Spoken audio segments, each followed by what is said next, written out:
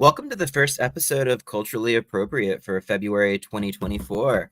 I'm your host, Jerod Hollyfield, and we have a great show lined up today. First, we are going to talk to journalist Oliver Bateman about the film The Iron Claw. Oliver wrote a great piece about the movie whenever it came out, and it was a piece that really inspired what I wrote last week when I did my essay in the newsletter on the Iron Claw. And we're going to have a pretty extensive conversation. So at the end of that, we are going to talk about the films that are opening up in the Nashville area with our weekly film rundown. Not a lot of new releases this week, but there's an amazing amount of programming, special screening series at the Belcourt, and some really awesome midnight movies that have been canceled and then rescheduled for this week from January. So we'll go ahead and get started with Oliver Bateman. So Oliver, welcome to the show. Hey, welcome, Jerod. Glad to be here. Yeah, so I'm really excited to talk to you. I've been a fan of your work for a long time. So for those of our viewers who might have seen your stuff and maybe might not put together, oh, it's that guy, or maybe people who are encountering your work for the first time, can you tell us a little bit about your journalism career and sort of how you pick topics that you tend to write about? Oh yeah, you bet. And people want to look at my work, they can go to oliverbateman.com or at Mustache Club US on Twitter. And I've had kind of an interesting journey. I mean, I was in school for a really long time. I went to law school, I got a PhD, and along the way, I've written for a lot of different places. Always, wanted to develop ideas outside, maybe, waiting months to publish something. And that's pulled me in so many different directions. But one of those directions is sports, and particularly wrestling. And wrestling something I've worked on in my academic life, and also in just around the horn for various publications. I'm the Ringers. That's the Bill Simmons sports website obituary writer. So when somebody who's sufficiently famous dies, I punch up their sort of like long obituary. They actually let me go real long on historically significant wrestlers. But in this case, it was having to do with a family. One of the survivors of which I had worked with on an academic exhibit in Texas. So I was interested when the movie we're going to be talking about came out. And I think, you and I agree on one thing, which is that we were really glad to see that it got made and got circulated and got more publicity for this family. Always happy to see these stories being told too. So I was glad when all of that came out. But yeah, I mean, I definitely I'm sort of this guy when it comes to writing, because I cover so many different things. You might see me here or see me there.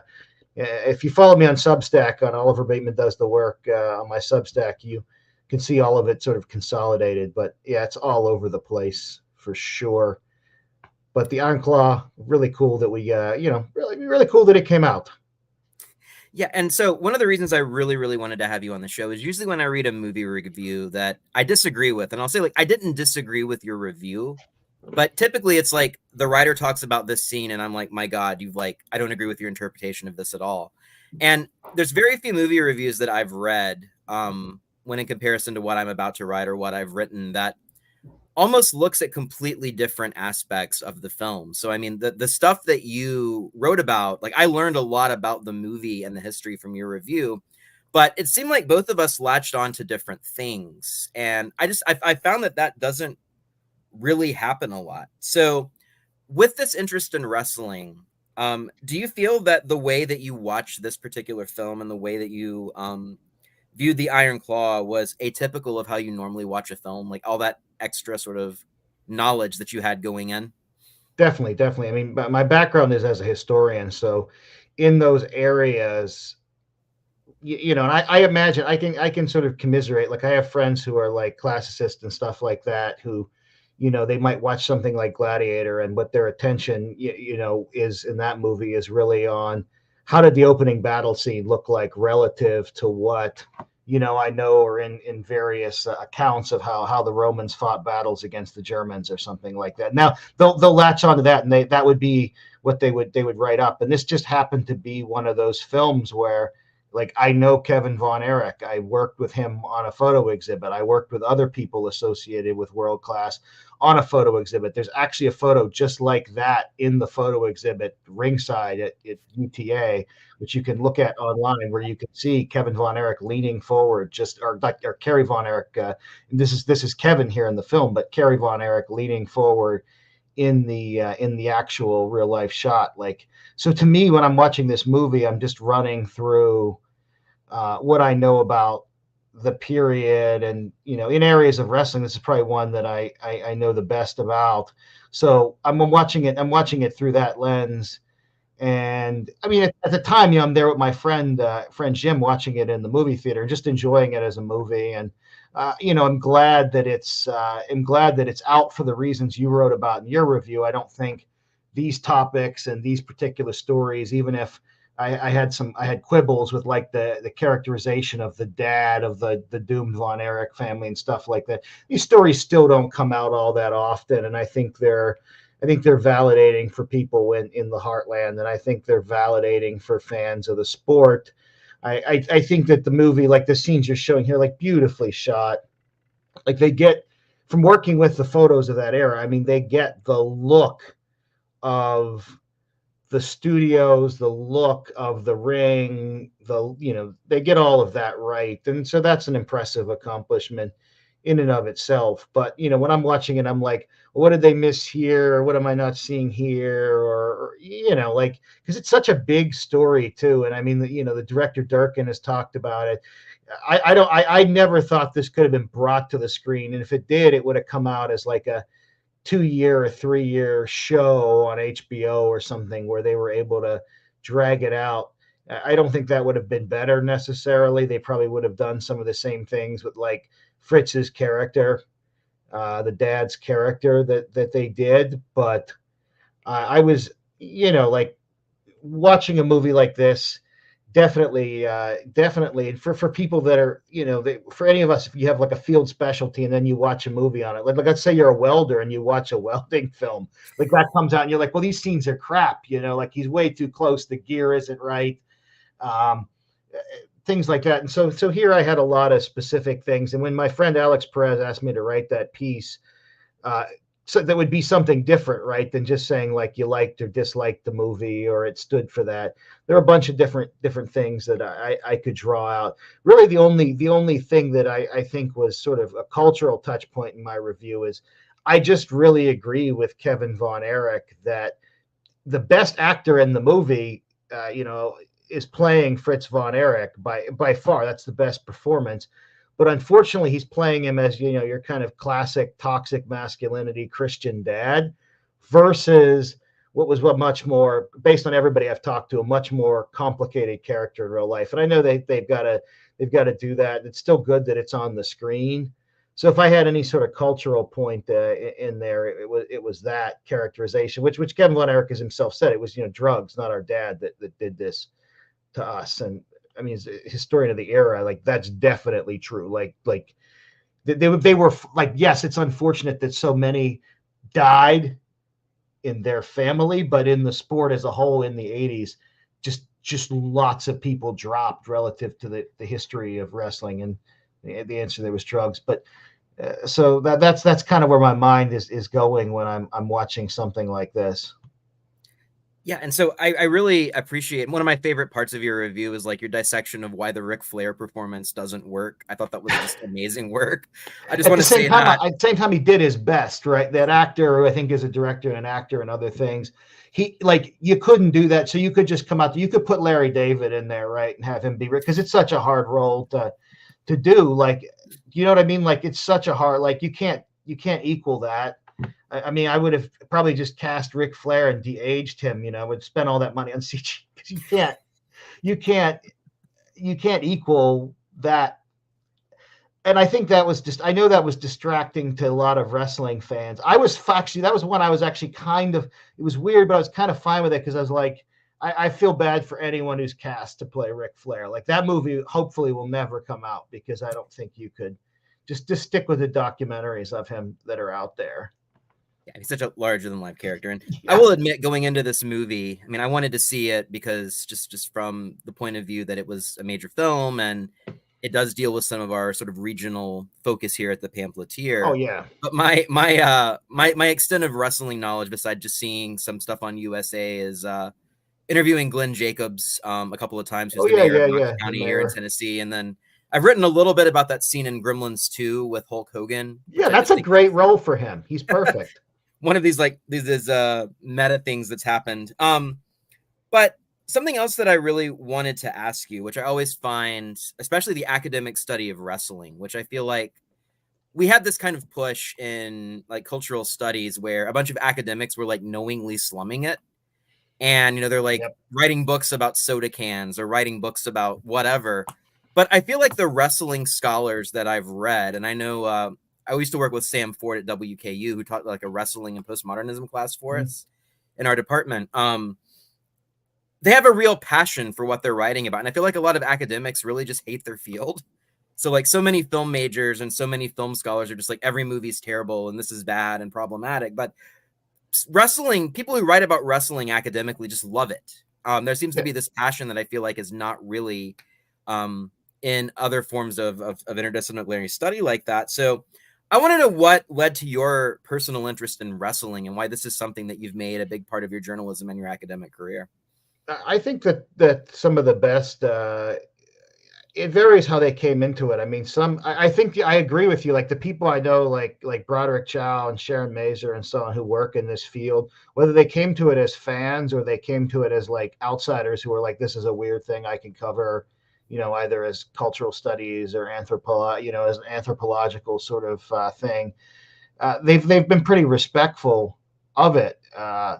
In my case, I was just a long time fan, like from like childhood on. And it was always, I grew up in kind of a lot of different, like a lot of different worlds, occupying a lot of different spaces, wearing a lot of different hats. But the other part of it was that, my dad ran a car dealership in Eastern North Carolina, and wrestling was always a lens. When I was talking to people as a kid, it was a lens. It was a way of approaching people. It was a way of seeing the world that I could talk to anybody through. Sports in general, but wrestling in particular, because it, like NASCAR, was popular in the South, regionally speaking, and so it was a way to actually have conversations with people, which was important to me. And then as I got older, I began thinking more and more about, what was the significance of that, and how did that knit these local areas together. And that's why I was interested when I was working as a professor in the Dallas area to do the world class photo exhibit and to get all that stuff categorized, because it really let me see just how important locally it was there to that group of people. And so that's sort of like how I kept me going with it. My initial background, my actual graduate research was legal history, and sports was sort of like a sideline, like a number two thing that I always, was reading the scholarship on and doing stuff with, but it wasn't my main area. But wrestling has been something that I've written about and developed over the years, and gotten to know the people that work in that field. And I do agree with you. I think that and pretty much from the outset, I mean, like the people that have tackled wrestling, even like Roland Barthes, right? Like in the world of wrestling essay, pretty respectful of how they approach it. It's not presented just as just kind of pure out trash. They've tried to find, even if they've pointed out this is weird or we don't, what is this? They've tried to find some of the commonalities, some of the things that make it, such an accessible thing to people. And I think that's ultimately what, when you start studying it, what keeps you from getting too critical of it. And crazy thing is, I think that the journalists that actually cover pro wrestling, like Dave Meltzer and some others who've covered it for a long time, and they've always reported on the scandals and the bad stuff, because there's a lot of that in wrestling. I mean, like, like a guy like Meltzer lives through the whole era of all the Von Erichs dying and other people dying. They're much more critical of it, in fact, and like with the Vince McMahon stuff that's happening right now, where looks like he's going down, like a federal investigation is underway of him now. They're much more critical. But I've always looked at the sport, and I know some other people that do it have looked at the sport from the perspective of, it's kind of a unifying force in the different regional areas. And I mean, Tennessee certainly had its own rich wrestling tradition that some of the listeners are probably old enough to remember. Absolutely. So this was not something that I asked you, but it's related to this particular moment in our conversation. One of like my accidental official kind of themes of this show this year has been academics who are doing other things. So, Yeah, I'm in academia, but yeah, I'm I know. doing Yeah. kind of journalism, and then we had Carolyn Weber on last week and Lanta Davis before. So, I'm just curious, and I always like to ask this to guests who are familiar with the academic world, like, what's your opinion of what's going on in academia right now in general? The sort of trends that we're seeing. I mean, I think you see a lot more, and you have seen over the decades. I mean, I'm a product of it. You have seen a lot more like fluidity in terms of what somebody that's trained as an academic does, simply because there's so few opportunities for them, right? Like I had a tenure track job off the PhD, but it required that I go to a third tier school, and move all the way across the country. And my wife and I could only handle so much of that. And I think that means that academics who pursued stuff, for love of the work, or maybe because it was better than all the other alternatives, or for whatever reason, I think they then, are, because of the realities of the fact there's not one job for every one academic, are kind of having to make up, careers, or things for themselves as they go. And the result is that they are doing a lot of different things. You have academics hosting very interesting podcasts, or starting a YouTube channel, or doing a radio show, or writing for magazines. And in some cases, if it works out and it goes well, they probably make a bigger contribution overall to the world. Like a YouTube history channel that's even getting 20,000 views an episode is reaching many more people than I ever did lecturing. You know what I mean? Like, Yeah. even if the history isn't as good or it isn't as tight, but it often is, especially like surprisingly good. So those they're making an impact in those ways, and this has been sort of the result of that kind of overproduction. They've been able to, not everybody has been. Many people are just disappointed and gone, but they have been able, and I'm glad to see, when people are doing things that are different like this.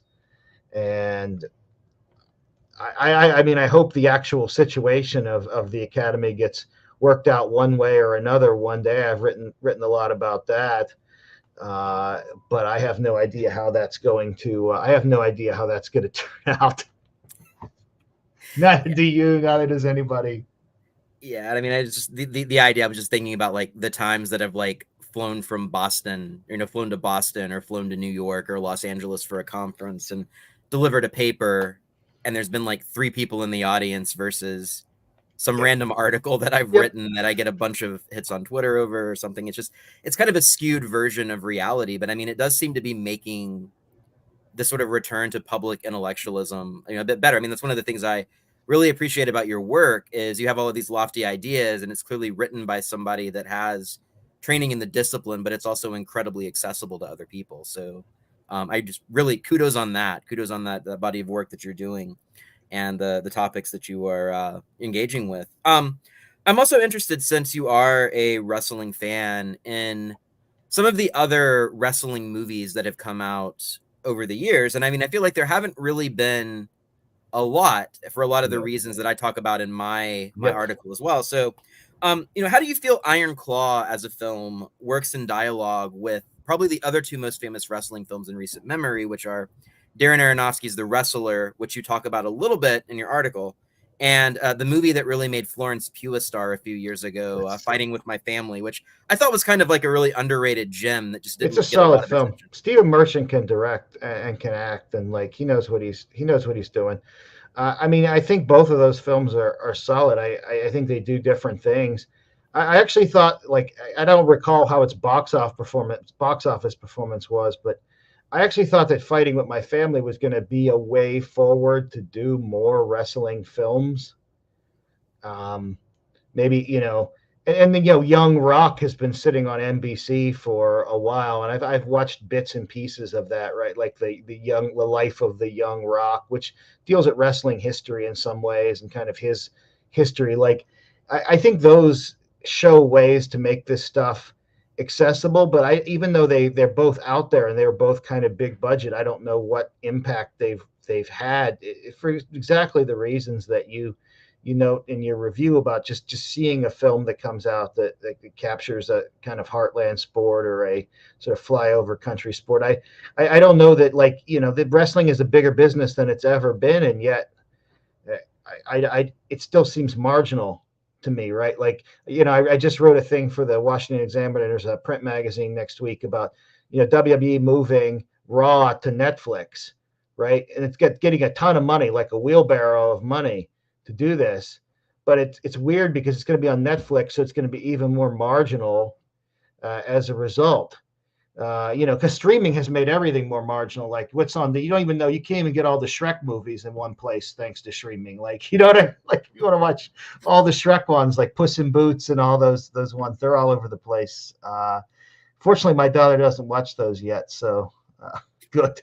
But going back to that, I think Fighting with My Family, I truly believe it was an underrated film. I thought that, like, they showed a way that you could film this, that like normies could watch it and be sort of entertained by it. And it was a family story. It's pretty funny. The acting was solid. And again, I saw it with the same guy I saw the Iron Claw with, and I thought both movies were pretty well done.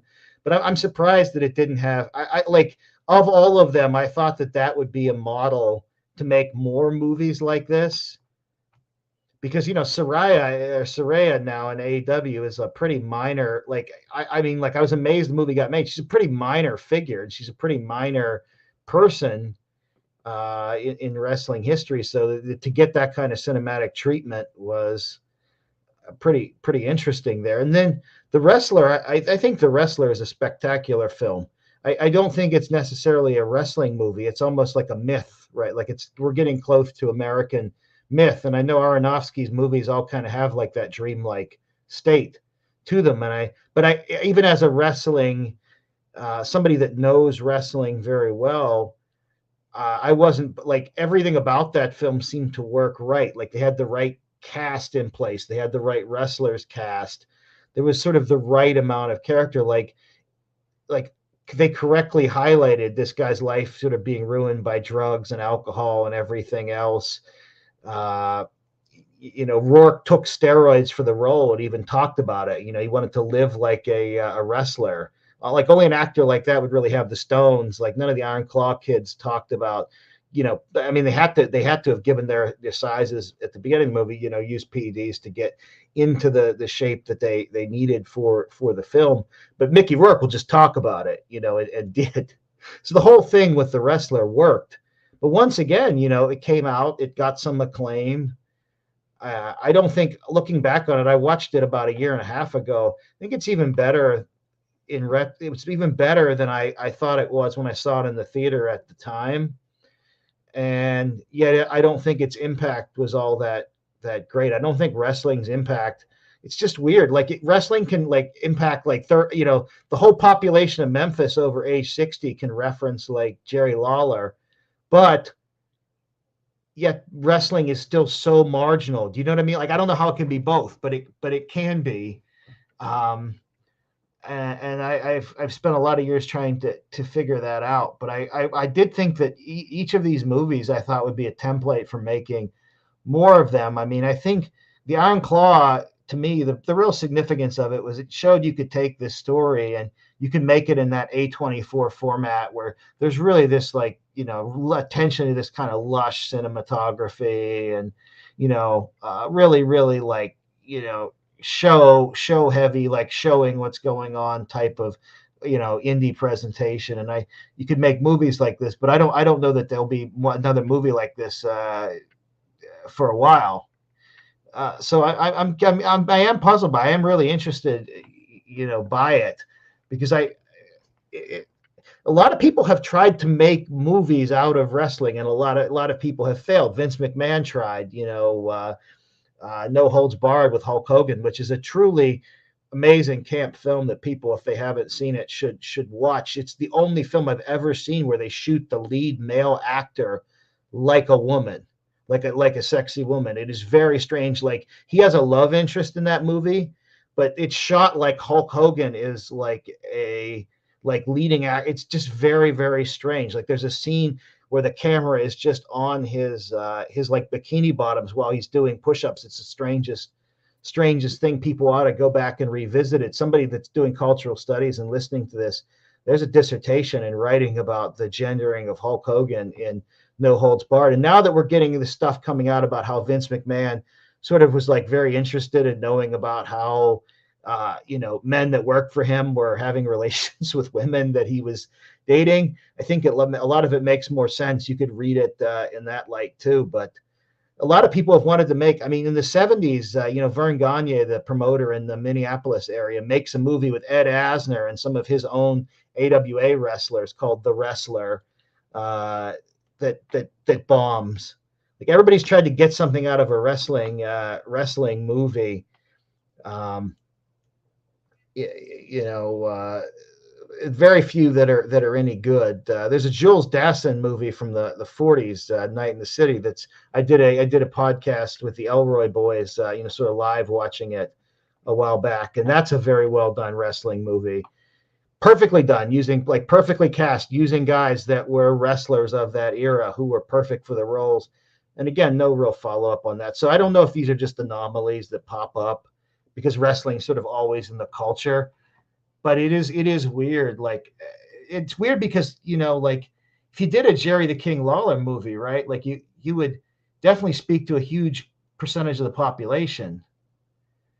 But at the same time, he's like too marginal to I can't quite figure it out. But that's something I've always thought about. Like, when this photo exhibit I did on World Class opened at the University of Texas at Arlington Library, it drew actual crowds as opposed to no crowds, which the photo exhibits that the professors would usually do. So people came in who remembered that. It was very interesting.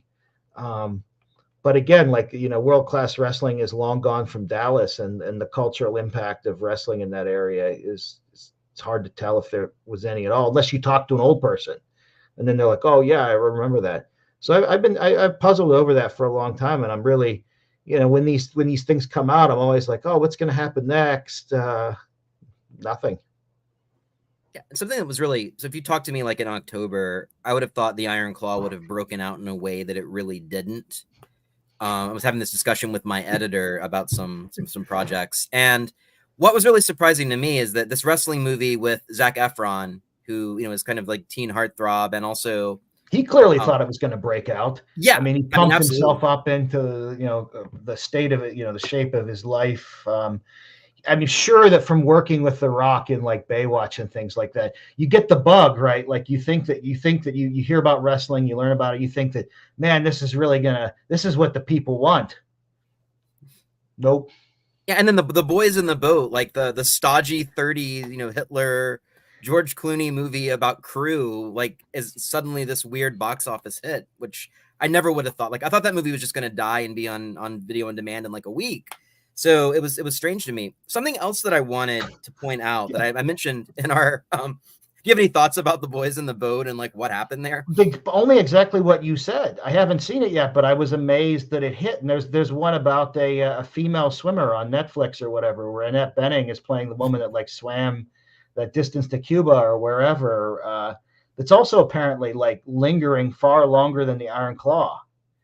Like, why is that? Why? And maybe it's because the sport doesn't matter. Like, the sporting background doesn't matter, or maybe it helps that it's just a really unfamiliar sport that's more about the performance or something that connects. But I really don't know, and I wonder about that myself. But I think anyone that I personally, if I were an investor, I would never invest in a wrestling movie. Like, not even any $1. And I mean that was what, again, it just seemed like a very strange, because I mean and you clearly know A24 was like priming this for like Golden Yeah. Globes, Oscar consideration. But something that I noticed, going to the theater and kind of getting through these movies for the pamphleteer is going back to Hulk Hogan and sort of like the inverted male gaze. I've noticed that's been happening in a lot of movies lately. So like if we think back to like Megan Fox and Transformers and kind of that like male gaze moment you teach undergrads about this entire theory that's become an absolute film cliche, whenever we're looking at kind of her successor, which is Sydney Sweeney, in a movie like Anyone But You, there are those scenes in that movie, but in that film that came out on the same day as The Iron Claw, Glen Powell is kind of ogled by the camera in the same Yep. way. Yep. And then the boys in the boat has some of that a little bit. The Iron That's Claw a great definitely point. does. You watch any prestige TV show now, and you're far more likely to see full frontal male than you are to see even like topless female, and that is something maybe increasingly that has happened. So maybe in that way, Hulk Hogan was a pioneer. That's a really good Yeah. good because I mean like but that was also the interesting thing back in the day though. You just wanted to see Hulk Hogan as like an 8-year-old. You did. Like you didn't want to see the woman he's dating. That was actually a distraction. Get her off the screen and let's see the real beef. But this is now something. You're right. Like this is it's becoming like a reverse cliche in films.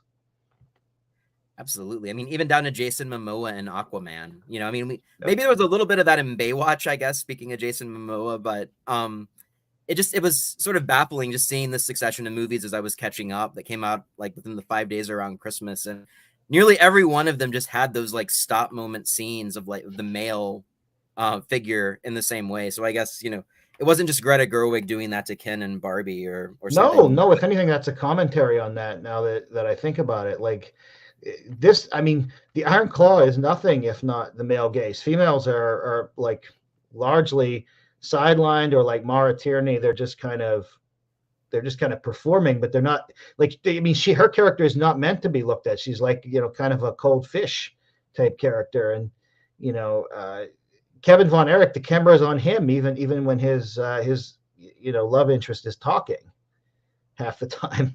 You're looking at Yeah, his face. which was such a weird scene because I mean we have that scene in the beginning which I thought was just really well written, where she sort of takes the lead and he just doesn't really have any social skills with women despite being a professional performer. And then for the rest of the movie, I mean it's almost like he's the traditional female role throughout much of this relationship, which was kind Yeah, of an interesting it's thing. also they did nail of all the characters. They nailed him and David Von Erich in the times that they like perform and talk on the mic. Like that was a David Von Erich promo. Of all the promos given, the Harley race, the Ric Flair, that the David Von Erich promo was the closest to how he did it. And then Efron did nail the fact that Kevin Von Erich, having interacted with him, is not. He's very laid back and kind of mushmouth, and like not cut out for wrestling in the speaking sense. And that's what held him back, despite great athleticism and the best, probably the second best build in that family. He just couldn't put it together as a talker. And they did, but it fits into this whole thing of the male sort of lingering back or hanging back in the film now. Yeah, Just absolutely. stuff And happens to Kevin Von Erich in this movie. He does nothing to. And that probably is the most honest aspect of the film. Like this all just kind of happened to him. He was acted upon throughout the whole thing, and there were no real actions that he could take.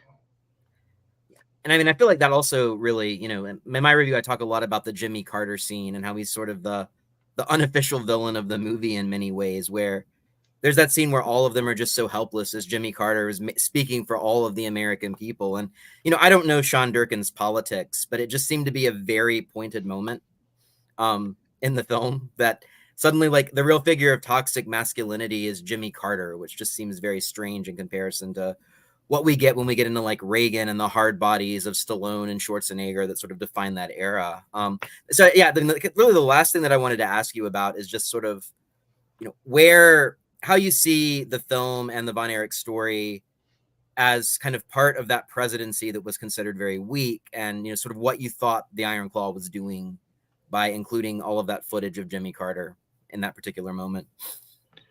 Well, I mean, I think the Von Erich heyday, you know, the Von Erich heyday is part of the country's emergence out of the Carter era, right? And so it a larger actor playing Kerry Von Erich would have hammered that home because Kerry Von Erich has the best wrestling build of the 1980s, better than the Ultimate Warrior even.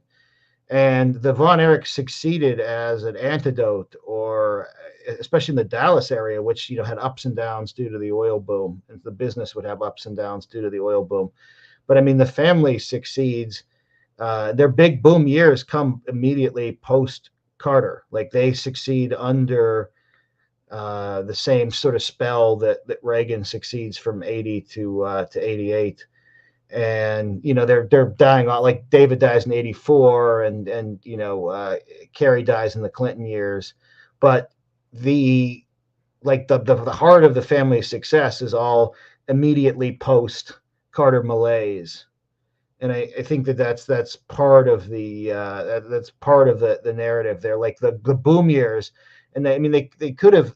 I think the pacing is one where that gets kind of lost. But like the boom years were very much tied to Reagan for them, for that business, for McMahon's WWF, the bodies, the color, like that was. It was, and I think in Dallas was ready for that, right? The boys were ready to be main event stars.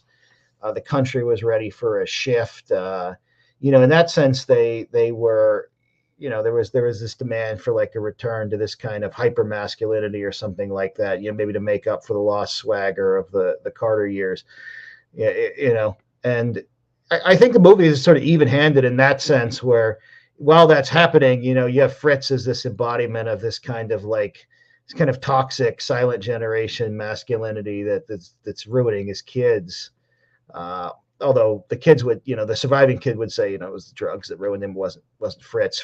So even then, if you look at that, like it's it's an even fuller picture of the thing. So it's a really interesting story in all those respects. Yeah, so I don't know when the Iron Claw is going to be making its VOD debut, but I know it's still It's hanging not out on. yet, is it? It's really weird. No, it's still it's playing in Nashville anyway, in our area. It's still at about 3 or 4 theaters on split showtime. So there were 2 I'd encourage people our at the viewers to check theater the when movie out. I saw it. 2 people, and this is back in December. Oh wow! So it's like me, my friend, and 2 other people in those big recliner chairs that they have in all the theaters now. Oh man, yeah. So I mean, ours was fairly substantial. We had about 20 when I saw it about a week ago. I mean, for the movie that old, I was a little impressed that people were still there. I wonder how it drew 20 right now. That's pretty good. Was it like a kind of a hip spot in town or something like that? This was a bigger theater. It was kind of like our nicer multiplex over. I saw it over in Knoxville. When I was there on business, but yeah, I was surprised. I was like, I thought nobody else would be there at like a 9 o'clock showtime on a Wednesday. So maybe it is a city that is run by a professional wrestler, so that might have something to do with it. But yeah, I mean, I would encourage all of our viewers to check the movie out, regardless of whether you love it or find it a little underwhelming or a wrestling fan. But Oliver, how can people get in touch with you or find your work and sort of see where you're going to next in terms of your research and your writing? People should check me out, oliverbateman.com, at Mustache Club US on Twitter. And then my Substack, you can subscribe for free. Oliver Bateman Does the Work, and you can see all the different work that I do. That's linked off my website, so you can just go, or my Twitter, so you can just go there. And there is a ton, just this week, 3 or 4 pieces. So there's always a lot coming out. One's about John Cena. Is he a steroid user? So that's an exciting topic. Which is gonna bring us to Argyle whenever we go on our film rundown, because I think he's in. Oh wow! Movie, so. Yeah, he's in every movie now. He definitely is. Yeah, it's not even wrestling hasn't made it big. Like to go back to the topic, but certainly John Cena and Dwayne Johnson playing these oddball characters of themselves, versions of themselves have. Yeah, it's been very strange that those have sort of been the consistent blockbuster figures over the last few years. So. There's a lot to be talking about, sort of how wrestling is permeating our culture. So, Oliver, we really appreciate you taking the time to have such an extensive conversation with us, and we'll be sure to keep following your work, and we'll put up your links in the show notes. Awesome. It was great to come on. Thanks. Have a good one. All right. So we're still in that kind of post-strike early winter haze in terms of movies, but there's a lot coming out this week and a lot of really great opportunities to see some classic films that maybe you hadn't seen before. As I mentioned with Oliver, our first and our really only major release this week is the movie Argylle by director Matthew Vaughn, who you might know from the Kingsman films or Layer Cake. And this is a movie starring Bryce Dallas Howard as a spy thriller writer who ends up getting caught in a real world web of espionage whenever she meets Sam Rockwell on a train. And everybody's in this movie. So Samuel L. Jackson, Bryce Dallas Howard, as I just mentioned, Henry Cavill, Dua Lipa, Bryan Cranston. So this is a big budget movie produced by Apple TV that we are lucky enough to see in theaters. Reviews have not been great, even though it looks very, very metafiction and it has like a very nice style to it. So I'm looking forward to checking it out just to see what it's all about. But I guess we'll see how it does. It's going to be probably your major release until Valentine's Day, whenever the Spider-Man franchise movie Madam Web comes out. So Argyle's really it. If you love cats, apparently there's a lot of cat jokes in this one. So that's our major release for the week. We also have some other releases that I'm very excited about. So the Belcourt has started a new film series. They're a little bit behind because of all of the snow. And the series is called Swoon, and it's programmed for Valentine's Day. So this weekend, we have the amazing Howard Hawks screwball comedy with Rosalind Russell and Cary Grant and Ralph Bellamy called His Girl Friday. This movie is a masterclass in screenwriting. It's a masterclass in what journalism used to be like. So this is a film that I would highly recommend. There's rumors in Hollywood about how the script was so long and the dialogue was delivered, and it set all of these records for how fast-paced dialogue could be. So this is one of my favorite films of all time, one that I would suggest everybody take a look at. It's playing this weekend at the Belcourt. The other movie playing this week, which is kind of a co-programming effect with Music City Mondays, is the Hal Ashby classic Harold and Maude, starring Ruth Gordon and Bud Cort, and set to the music of Cat Stevens. This is an early 70s May-December romance that really kicked off the American film renaissance. And this is a movie that's become a cult classic and is a very dark comedy, but also very life-affirming. So that's another great opportunity the Belcourt has for us this weekend. In addition, this series coming down the pike, you're going to have a lot of other great films like City Lights, the Charlie Chaplin masterpiece, Casablanca, also considered one of the greatest films of all time, sort of the perfect movie that's emblematic of the best Hollywood ever had to offer. And more recent movies like The Notebook and Past Lives, which is nominated for an Oscar right now, as well as some kind of counter programming like My Bloody Valentine, the 1980s Canadian slasher that is a really, really amazing entry in that genre. Kind of the big ticket, I feel like, though, is the re-release of Jean-Pierre Jeunet's Amélie. And then another major aspect of this particular film series is the restored Before trilogy with Richard Linklater, Ethan Hawke, and Julie Delpy. So these are the movies in which Richard Linklater films every 10 years this couple's relationship and how it's ebbing and flowing. So all of these are going to be really amazing opportunities at the Belcourt over the month.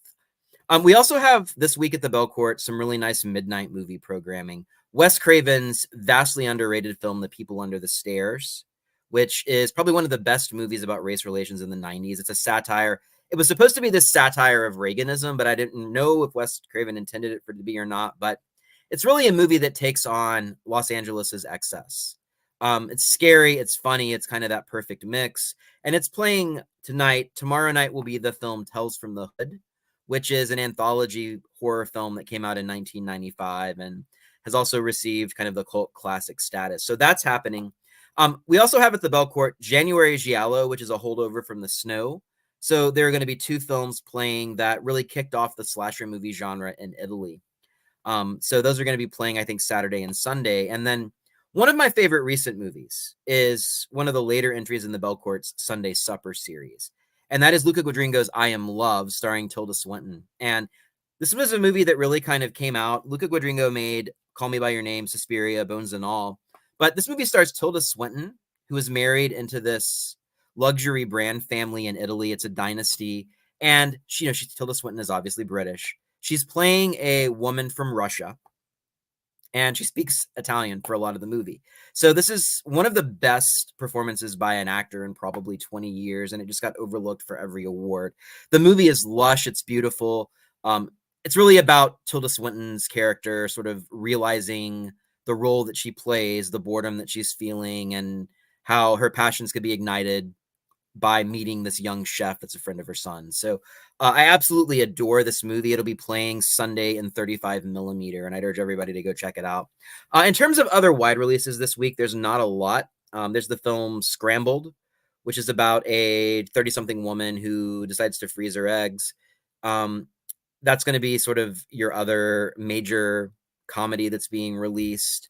And then, we have a couple of other movies for families, but there's not really been a lot out this week, and hopefully that's going to be changing. But it's winter. It's kind of time to kick back. This is a wonderful time to go and see all of these restored prints of screenings in 35 millimeter at the Belcourt. That's a great place for a film fan to spend a lot of their time, or even people that just want to get out for a little bit and have that experience with some of the best that Hollywood has ever made and some of the best international cinema has to offer. So that is our weekly film rundown for the week. And that's also the end of our show today. So whatever you do this weekend, give it some thought. We will be back next week. Have a wonderful weekend.